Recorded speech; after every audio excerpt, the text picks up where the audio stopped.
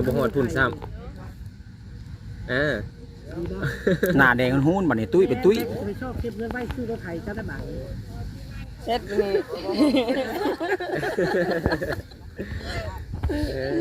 ดีได้แม่ก็อยากให้เจ้ามา ดีบ่เถิดว่าจะได้ เพราะว่าซื้อได้ลูกว่าดีแล้วต้องว่าวันเล็กขาดได้ แม่น เนี่ยเป็นคนจะขาดได้ลูกถ้าบ่ฮักพวกเจ้านี่บ่มาหาเลย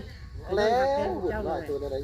ลายพุ่นเขาก็บ่อยากเชื่อว่าพวกเจ้าสิตั้งสติได้แม่เชื่อพวกเจ้าไม่เชื่อว่าพวกเจ้าต้องตั้งสติได้ แม่นในการหลายๆคนในที่หักเจ้าให้เถิดเลยที่ทางจูดี้เพิ่นก็อันอยากให้เถิดมาอยู่นี่แหละเพิ่นว่าแม่น ถ้าแม่จะบอกมาดูกันเถิดมันมีทั้งอย่าง โดย มาบอกเราจะเป็นเรื่องกับเราอย่างไรเราการคนนั้นคนเขาเห็นเราได้ดีเขาให้ดีใจกับเขาไหนยิ่งได้จูดี้เราก็อยากซอยพวกลูกทุกท่านแต่ว่าพวกลูกดีนี่ไผ่ได้ว่าซอยแล้วจะให้ลูกได้ดีเนาะ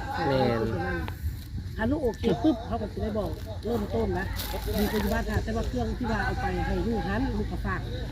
ลูกเป็นไว้ก็ได้นี่ก็คือเป็นแจกฝากเป็นไว้นะ บ่เฮาไปล็อกเพื่อนล็อกหยังไว้ก็ได้ แล้วนี่แม่เขาจะเป็นบ้านเจ้าใจเถิดใจมันจะจะบ่ต้องเป็นห่วงนะเอาเก็บไว้ให้ ว่าจะได้บ่เทิด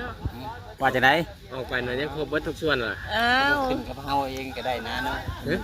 สมมติว่าเจ้าจากตัดสินใจเลิกนี่เลิกได้บ่ เออ เพราะว่าทางแม่เจ้านี่เล่าว่าอยากให้เจ้านี่มาดูแลสาวใบเมื่อวานนี่ข่อยไปร่วมกับเรานะเขาว่าอันสาวใบเล่านั้นอาการดีขึ้นแล้ว เราบ่ได้เว้าแบบ เพื่อน หลายๆคือแต่เก่าเราว่าโอ้อยากให้บ่าวเทิดอยากให้บ่าวเทิดไปเด้เราว่ะไปดูแลเมียเราว่ะ เอาบ่รู้แล้วเนี่ยเอาบ่